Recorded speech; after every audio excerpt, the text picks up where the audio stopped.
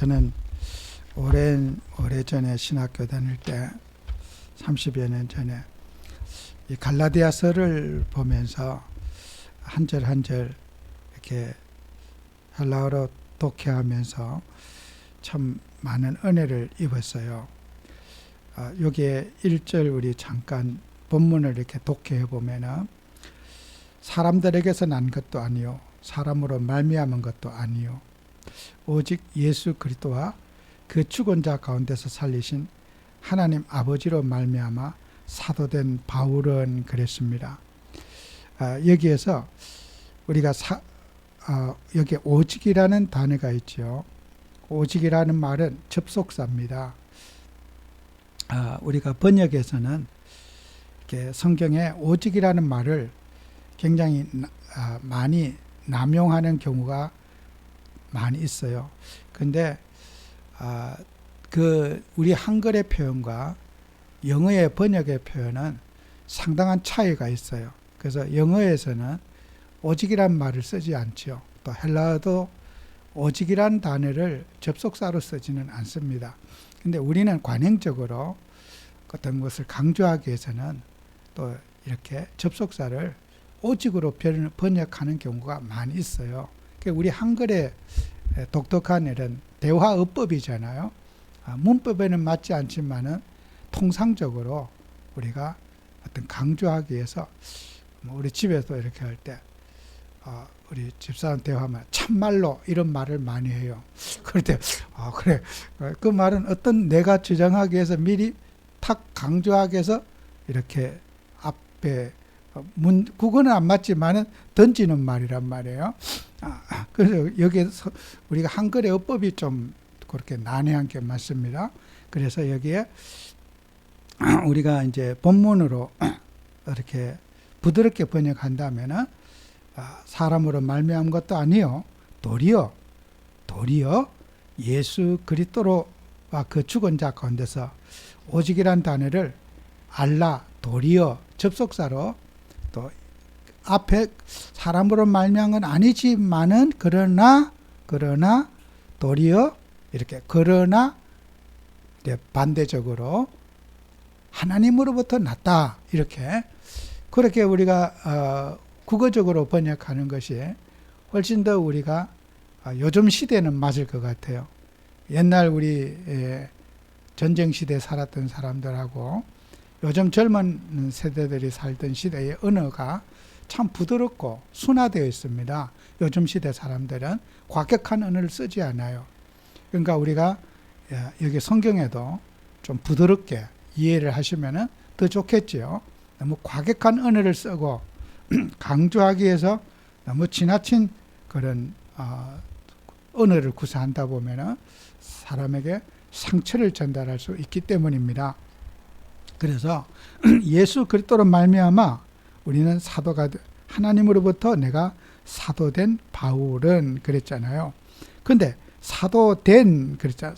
말미암아 사도된 자가 또 중요하죠. 그래서 내 의지로 됐느냐 하나님의 의지로 됐느냐 하는 거죠.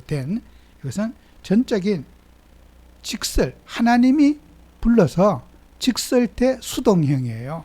하나님의 의지로 내가 사도가 된 거지 사도가 되는데 내 의지가 보태진 것이 없다. 이제 이런 뜻이죠. 여러분이 하나님 자녀가 되는데 내 의지가 들어가서 내 노력이 들어가서 자녀가 된 것이 아니라 하나님이 나를 만세전에 택해서 내가 하나님으로부터 택함을 받아서 전도자를 통해서 예수 믿게 그 믿음의 주체가 내가 아니라 하나님이 우리에게 믿음을 주셨다는 거죠.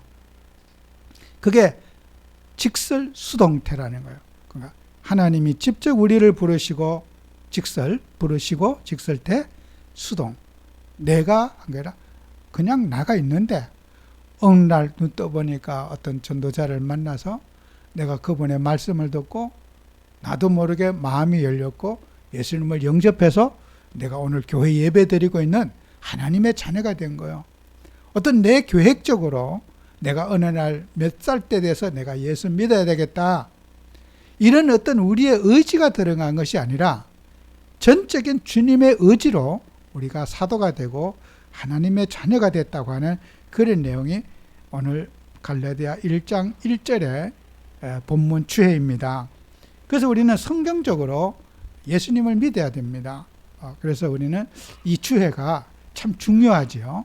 우리의 신앙이 어떤 사람의 능력과 재능을 자꾸 강조하게 되면은 결국 우리는 그리스도신 하나님이 또 희미해지게 돼 있어요.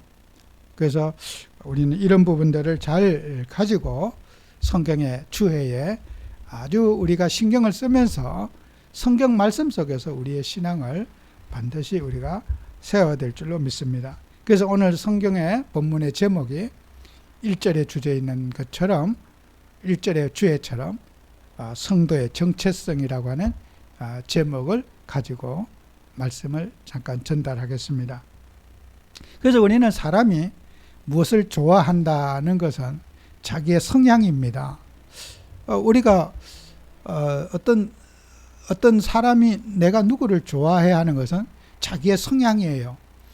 내가 그 사람하고 어떤 문제가 공감이 되기 때문에 좋아하고 그렇게 되기를 원하기 때문에 좋아하는 거란 말이에요.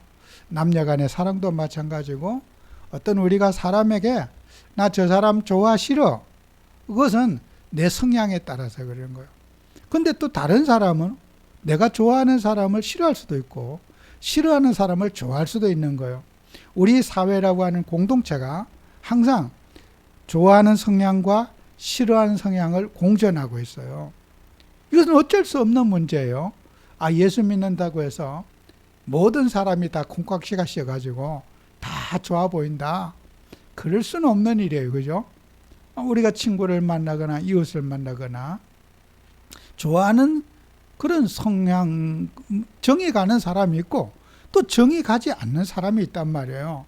그것은 현실적인 문제이지 이것을 우리가 모든 사람을 다 이쁘게 봐야 된다. 참 그렇게 볼 수 있으면 좋겠죠. 근데 우리가 어떻게 모든 사람을 다 이쁘게 봐집니까? 내 성향에 따라서 미움과 또 사랑이 결정되기 때문에 그래서 우리 교회를 다니는 성도님들을 우리가 또 이 문제를 적용해 보셔야 돼요. 그래서 고린도전서 1장에 1절에서 1장 11절에서 13절에 있는 말씀 가운데 그가 바울이 복음을 고린도 교회에 전하면서 하나는 바울파, 또 게바파, 또 아볼로파, 그리스도파 이렇게 교회 안에 성향이 다른 성도님들이 존재한다는 거예요. 그러면 바울은 어떤 사람이었습니까? 바울을 좋아하는 사람은 헬라 문화를 가진 지역에 살았고 또 여러 그런 선진국에 살면서 바울은 다양한 문화를 이해한 사람이에요. 그러니까 수용과 이해력이 강하고 그렇기 때문에 어떤 해외여행을 갔다든 해외를 많이 갔다 오고 이런 다양한 지역에 살아본 사람들은 어떻게 해요? 바울의 설교를 좋아할 수밖에 없어요. 예수님은 다 같이 믿지만은 바울을 좋아하는 무리들이 있을 수 있고요. 또 아볼로는 어떤 사람입니까? 공부를 많이 한 학자예요. 굉장히 논리적인 설교, 지적인 배경을 가지고 있는 성도들이 좋아할 수밖에 없는 거죠. 그 여러분이 어떤 교회 이렇게 예배나 부흥에 예전에 이렇게 보면은 어떤 단순한 얘기를 갖고 막 아멘 하라고 하면은 온 성도들이 아멘을 복창하고 해요. 근데 저는 어린 학생 때 이렇게 교회를 가보면은 그거 따라하기 싫더라고요. 무슨 훈련하는 것 같고 따라하기 싫어요. 그래서 그런 성도님들은 그런 단순한 일에 굉장히 열광적으로 아멘하고 막 그냥 아무 의심 없이 그냥 아멘하는 그런 분들이 있는가 하면요. 또 우리 어린 학생들은 그런 논리적이지 않고 이럴 때 무조건 아멘하면 복 받을지어다. 그런데 입에서 그게 아멘 소리가 잘 안 나와요. 왜 그래야 되지? 반문이 생긴단 말이에요. 그렇게 논리적이지, 우리가 논리적인 학교 교육을 받아왔기 때문에 그런 설교를 이렇게 아멘 하라고 하면은 어린 저 학생의 입장에서는 아멘 소리가 안 나온단 말이에요. 똑같이 예수를 믿지만은 그런 정말 그런 예전 시대의 사람들이 그런 학력이 학교도 제대로 못 다니고 이런 단순하게 살았던 분들에는 그게 참 은혜가 되는데, 이런 우리가 이런 헬라적인 교육을 받은 사람들에게는 그게 왜 그래야 되지? 또 우리 전문인들이 뭐 어떤 전문 직종에 종사하는 사람들이 아멘 하면 복 받을죄다 막 소리 지르고 아멘 한다? 글쎄요. 그런 분들이 어쩌다가 뭐 10,000명 중에 1명은 있을 수 있겠지만은 쉽지 않을 겁니다. 그런 게요. 그럼 어떤 사람은 그런 것들이 맞는데 아볼로 목사님을 좋아하는 사람이 있을 수밖에 없는 거죠. 그 다음에 우리가 베드로와 같은 사람은 관습, 전통을 좋아해요. 유대인들의 어떤 성향, 유대인들이 가지고 내려오는 전통 이런 거. 우리가 과거에 어떻게 이렇게 했는데 우리가 이 신앙을 지켜가야 된다고 하는 그런 전통을 하고, 나는 누구한테 이렇게 배웠고 우리가 이렇게 수십 년 동안 왔던 거니까 이런 것을 우리가 발전시켜야 된다. 이런 성향을 가진 사람이 교회 안에는 있어요. 내가 교회를 몇십 년을 다녔는데 내가 이제까지 보고 느끼고 이런 배경 속에서 우리가 이렇게 신앙을 이어가야 된다. 이런 주장을 또 하는 사람들이 있단 말이에요. 그 다음에 그런 사람이 있는가 하면 또 그리스도파가 있어요. 이 사람 뭐요? 상처형이죠. 어떤 제도와 조직에 적응하지 못한 사람. 자수성가형이란 말이에요. 내가 혼자서 열심히 일해가지고 내가 어려움 속에서 혼자 살아남아서 혼자 내가 성공하고 이런 위치에 왔고 아무도 도와주지 않고 내 혼자 스스로 왔다고 하는 자기 성취형. 그러니까 그런 사람도 어떻게 해요? 누구 말도 듣지 않지요. 오직 내 혼자. 근데 공동체에는 적응이 안 된단 말이에요. 자수성가형. 세상에 살아오면서 상처가 많아서 같이 공유하고 함께 하는 일을 못하는 거예요. 혼자서는 잘하는데 같이 하는 일을 할 수 없는 사람이 그리스도파인 거예요. 그래서 우리가 과거 우리 시대에, 우리 나이 든 시대의 사람들은 대개 그리스도파가 많습니다. 왜요? 혼자 어려움 속에서 갖가지 고난과 어려움을 겪어가면서 가정을 일으키고 자식을 키우고 그런 핍박과 환난 속에 살은 사람들은 이런 아볼로 같은 사람 만나면은 고마 탁살 돋는 거예요. 잘난 체 하고 있네. 또 이렇게 탁 짜붙이고, 또 베드로 이런 베드로 같은 사람이 있으면 율법에 빠졌네. 이렇게 또 탁 단죄하고 이렇게 가는 극단적으로 가는 거예요. 근데 우리는 그분들이 그리스도파도 그분들의 인생이고 역사잖아요. 그런 고난과 어려움 속에서 정말 살아남았고 또 자수성가한 그런 분들을 우리는 무시할 수도 없는 입장이잖아요. 그러면 교회 안에는 이렇게 아볼로파, 게바파, 바울파, 그리스도파 있는 것이 당연히 한 거지 없는 게 없을 수 없잖아요. 그럼 우리가 이 각자의 성향을 가진 분이 어떻게 예수를 믿어야 될 것인가? 우리가 예수님이라는 본질은 이게 또 이제 변해서는 안 된단 말이에요. 그래서 우리가 예수님에 대한 바른 이해를 해야 된다. 성향은 다르지만은 예수님 중심으로 우리는 항상 오뚜기처럼 내 성향은 이렇지만은 항상 주님의 뜻 안에서 우리가 이렇게 세워지는 그 예수님에 대한 이해만큼 우리의 성향을 이겨낼 수가 있잖아요. 내 성향대로 사는 것이 아니라 내 성향을 초월해서 예수님 중심으로 살아가는 우리가 되도록 신앙을 성화시키고 발전시키는 그런 우리의 노력이 필요하다는 거예요. 그래서 우리가 예수님에 대한 이해를 우리가 해야 되겠죠. 예수님은 누구냐? 그리스도로 오셨다는 거예요. 그 그리스도로 오신 그런 구원자로 예수님이 우리 인간 오셨다는 거예요. 우리가 놓쳐서는 안 될 거예요. 예수님이 이 땅에 오셔서 인간의 노력으로 어떤 경우도 해결할 수 없는 구원 문제를 해결하셨어요. 지금 우리가 이 땅에 살아가는 수많은 일들, 영적인 사건이 많은 거예요. 영적인 사건이 뭐예요? 사단으로 인한 영적인 사건들. 그걸 우리가 이 세상에 과학이 막을 수가 있습니까? 막을 수가 없어요. 우리가 살아가면서 이런 수많은 영적인 사건들, 영적인 사건을 통해서 영적인 문제가 있고 또 그런 상처들을 낳는 세상의 수많은 역사의 일들, 이게 무시할 수 없는 일이에요. 육신적인 논리로만 세상의 문제를 풀어갈 수 있느냐는 거예요. 눈에 보이지 않는 지금도 아담과 하와를 타락시켜서 인간을 멸망의 구덩이로 빠뜨린 사단은 건재하고 있고 사단의 활동은 지금도 진행되고 있는 거예요. 그러면 우리가 이 세상에 눈에 보이는 그런 문제도 있지만 다 그런 영적인 그런 뱀이 간교한 세상에 사는 짐승 중에 창세기 3장 1절에 6절에 보면 뱀이 가장 간교했더라 그랬어요. 그 뱀의 성향을 마귀가 사탄이 이용한 거예요. 그죠? 원래 짐승은 똑같은 짐승인데 뱀이 아주 그렇게 사수를 잘 부리고 이렇게 옛날에는 아담과 하와가 타락하기 전에는 짐승하고도 뱀하고도 인간이 대화가 됐나 봐요. 그러니까 대화가 하는 거 아니에요? 뱀하고 하와하고 대화를 하잖아요. 근데 친구, 이웃 이렇게 만나는 거 성향이 내가 좋아하는 그 짐승하고 대화할 거 아니에요. 근데 그 좋아하는 것 속에 사단이 개입을 해가지고 좋아하는 관계를 원수 관계로 뱀이 하와를 만든 거란 말이에요. 그죠? 그 사단은 뱀 속에 들어가서 그 뱀을 통해서 하와를 이상한 여자로 만들어 버렸어요.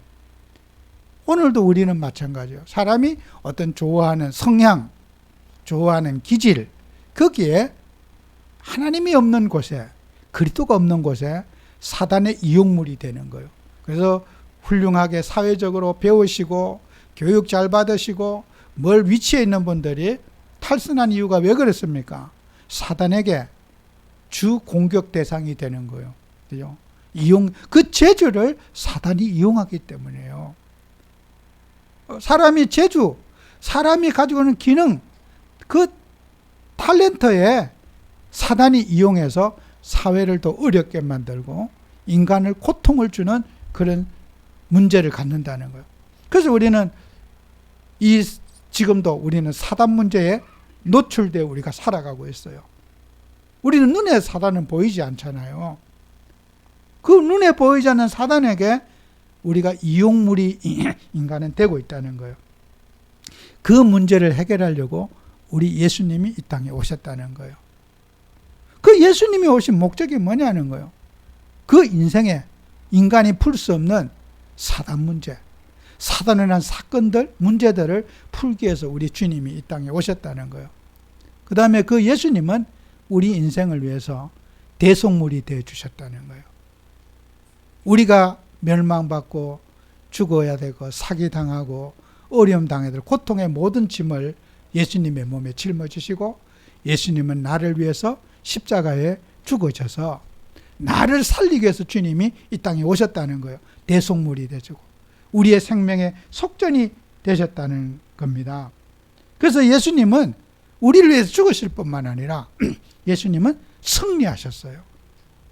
그분이 부활하심으로 죽음으로써 우리의 인생의 문제를 십자가와 함께 해결하시고 3일 만에 그분이 부활하셔서 승리자로 이 땅에 오셨어요. 그분은 반드시 어떻게 해요? 재림주로 이 땅에 오실 것입니다. 우리는 항상 예수님을 믿는 우리들은 항상 예수님을 확인해야 됩니다. 내 성향에 멈춰 살지 말고 항상 예수님의 그 하신 일을 우리는 가슴속에 붙잡을 때 내 성향을 넘어서 내 성향이 하나님의 뜻을 이루는 도구로 쓰임 받을 수 있는 거예요. 그래서 주님이 우리를 위해서 흘리신 그 피가 우리의 심령을 풍성하게 하고 상한 감정을 치유하고 내가 어떤 성향을 가졌든지 성향에 매이지 않고 더 차원을 달리하는 나의 정체성을 주님 앞에 드러낼 수 있다는 거예요. 그래서 우리는 항상 어떻게 해요? 주님의 이 구속주로 오신 그리스도, 대성물이 되신 그리스도, 나의 모든 숨은 상처를 주님의 십자가에 올려놓고 또 내가 그런 주장하는 것들도 우리가 주님 앞에 올려놓는 그런 응답을 우리가 받아야 될 겁니다. 더 중요한 것은 두 번째, 우리는 사죄의 확신을 가지고 살아야 됩니다. 우리는 어떤 경우에도 인간의 노력으로는 죄사함 받을 길이 없어요. 어떤 인간이 액션을 취해도 우리의 행위로는 속죄의 길에 이를 수 없다는 거예요. 예수님은 우리에게 오셔서 속죄, 죄를 사면해 주셨어요.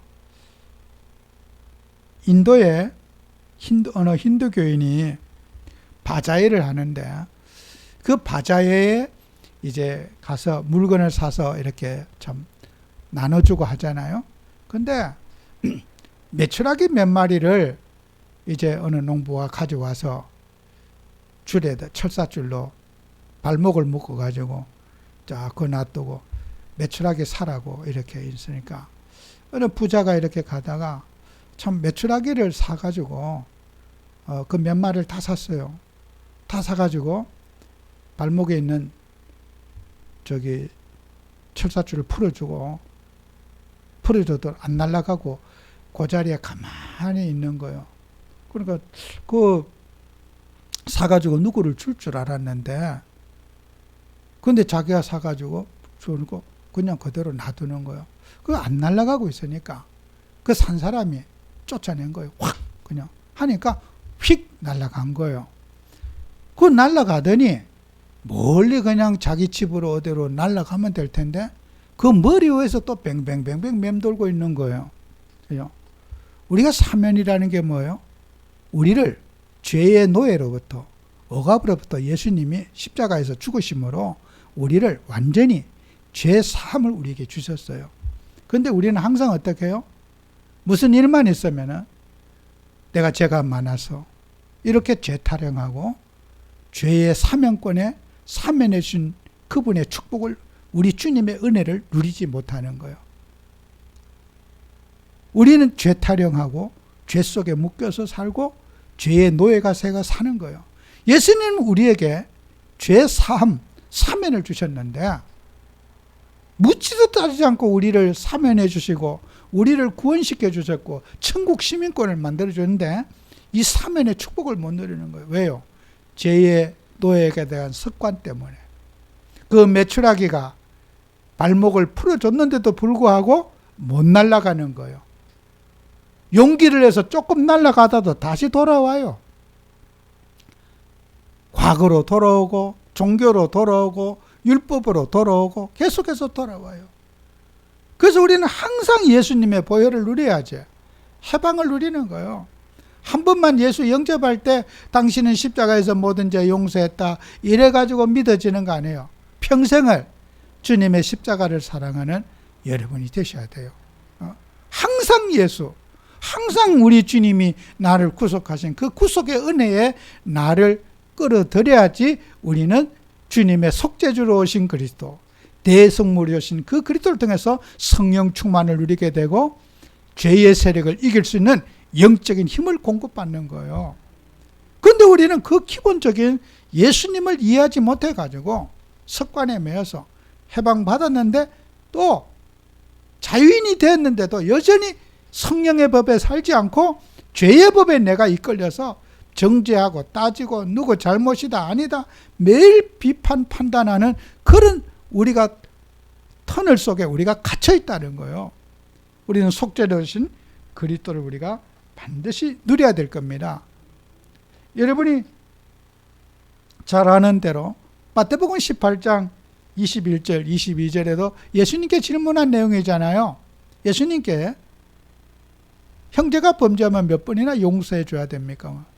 7번씩 70번이나 용서해 주라.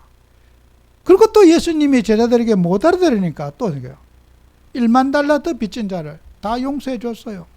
다 탕감해 줬어요. 근데 자기 하인이 식구가 100데나리온 빚졌는데 용서를 못 해줬어. 근데 그 1만 달란트라는 천문학적인 돈이에요. 그게 이스라엘과 유대의 전체 1년 세금이 200달란트라면은 1만 달란트는 아무리 노력해도 그 주인에게 빚을 갚을 수가 없어요. 죄를 채무라고 예수님은 말씀하고 있거든요. 우리가 갚아야 할 거. 못 갚는단 말이에요. 그러니까 이 1만 달란트 빚진 자는 이런 생각을 한 거예요. 나는 시간만 주어지면은 철저하게 모으고 노력해서 내가 갚을 수 있어. 그러니까 내가 종한테 내가 저 100단위로 다 빚 받고 하여튼 알뜰하게 모아가지고 내가 언젠가는 이 빚을 다 갚을 거야. 그래서 종을 안 갚는다고 종을 때리고 막 감옥에 쳐놓고 난리를 친 거예요. 그죠? 그 뭐예요? 탕감의 속죄, 사죄의 축복을 못 누렸기 때문에요. 그죠? 나는 시간만 주어지면 언제든지 나는 갚을 수 있다. 내 노력으로, 내 의지로 갚을 수 있다. 우리의 노력으로 죄를 갚을 수가 없습니다. 죄값을 치를 수가 없어요. 아무리 시간을 1000년을 살아도, 10,000년을 살아도 우리의 노력으로는 우리가 지은 죄를 예수님께 갚을 수가 없단 말이에요. 그래서 예수님이 탕감해 주셨고 사면해 주신 거란 말이에요. 우리가 1000년을 산다고 해서 우리가 지은 죄를 노력해서 갚을 수 있는 게 아니거든요. 그게 우리는 1만 달란트 빚을 지고 불가능한 갚을 수 없는 죄를 지었기 때문에 우리가 죄값을 치를 수 없기 때문에 예수님이 이 땅에 오셔서 그 죄 문제를 해결하러 우리 주님이 오셨단 말이에요. 우리는 정말 값없이 이렇게 속죄 안 받은 거 얼마나 감사합니까? 묻지도 따지지도 않고 지옥의 형벌로부터 우리를 해방하신 그 그리스도의 은혜가 얼마나 감사합니까? 정말 나 같은 죄인이 지옥 가서 마땅한 내가, 형벌에서 피해날 수 있는 내가 우리 예수님의 십자가의 보혈로 제사함 받고 구원받았다는 게 얼마나 감사한 일입니까? 그 사죄에 대한 감사, 사죄에 대한 확신을 가지고 우리가 살아야 되는 거예요. 그게 바로 복음이에요. 우리는 속으면 안 됩니다. 세상 사람들이 가지고 있는 정죄의식에, 판단의식에 그거 속으면 안 됩니다. 진짜 우리는 주님의 보혈의 능력 속에 항상 머물러 있는 우리가 되어야 될 줄로 믿습니다. 마지막으로 우리 성도님들이 성도의 정체성을 꼭 확인하고 살아야 됩니다. 자, 우리는 신분입니다. 우리는 누가 뭐래도 하나님 자녀입니다. 그죠? 빌립보서 1장 6절에 우리 안에 착한 일을 시작하시니가 그리스도의 예수의 날까지 이루실 줄 확신하노라.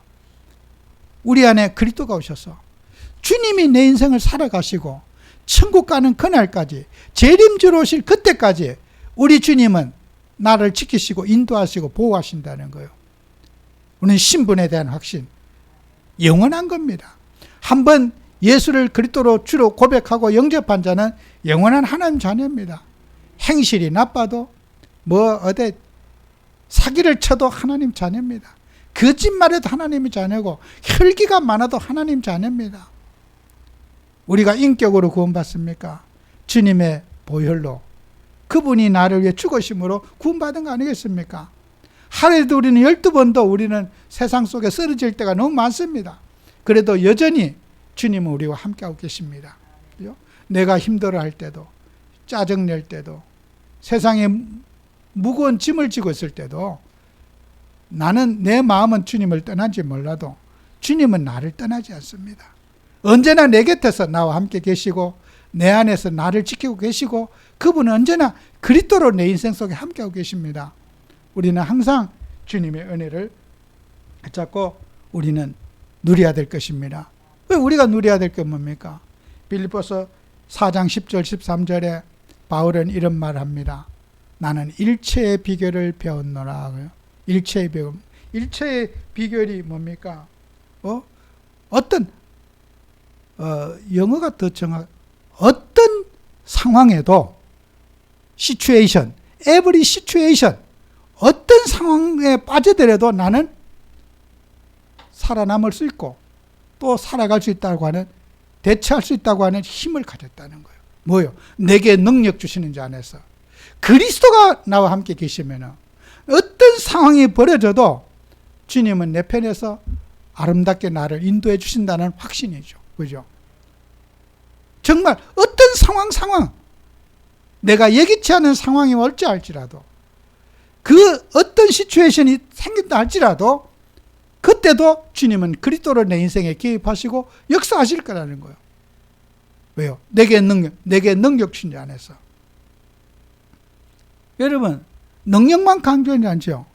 거기에다 떠루가 중요하죠. 그분 안에서, 그분을 통해서, 그분으로 인하여, 그죠?